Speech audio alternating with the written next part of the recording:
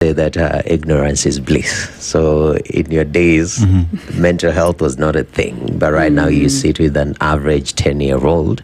They tell you, by the way you are speaking to me, I don't like it, and it's making me feel some type of way. And it's the same conversation that we're having with Gen Zs at work. They'll text the manager, I don't feel like coming today. I'm feeling low. So allow me. You wouldn't dare do that as a millennial or older. I mean, it's allegiance to the job. But you find that these kids are carrying a lot. And this just from talking, even at church, because I teach 12, 13-year-olds. They're called crossroaders. You sit down with these kids. They're telling you stories of their friends taking their own lives. They're talking about bullying. They're talking about social media and its impact. I mean, one of them was telling us she was invited to a sex party. There's a 12-year-old. And we ask, okay, does your parent know? No, it's my social media. So looking at these children, at least from your practice, what is some of their greatest need or cry that they're facing right now that maybe it might not be as normal to the older generations, but it's really, really something that they do need? What are some of their greatest needs? Some of the greatest needs. You've hit the nail on the head with the mental health one. And you're right, they're a lot more self-aware. And I think it's also because there's a lot of more information coming in. And while there's still a lot of stigma about getting help, there's a lot of more awareness about what do symptoms look like, and this is what this feels like. So mental health is one of them.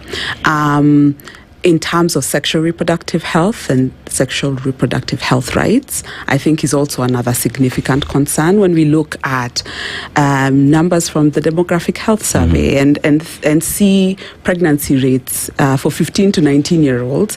We notice that while over the years, yes, it's been coming down, but we still do have a significant number of young people who are still getting pregnant. So I always ask people, how did we get there? As in, while we want to sometimes bury our heads under the sand, I think about pregnancy as one thing. I think about sexually transmitted infections, where I think by 2022, they had said that 3% of people, I think 15 to 24, had an STI. So this is just sexual reproductive health. So I think being able to learn about your body, learn about agency with your body and the autonomy around that, and making conscious decisions, around your sexual reproductive health needs to be addressed better, especially because that's also one of the other issues. So we said mental health, we said sexual reproductive health, coping in transition. So you're going from this new, you had mentioned the education system, the shift from the older education system to the newer one.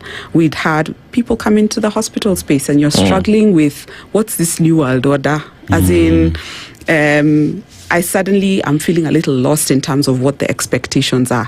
They keep telling me meeting expectations, and I've really, really done over and above what would have been expected.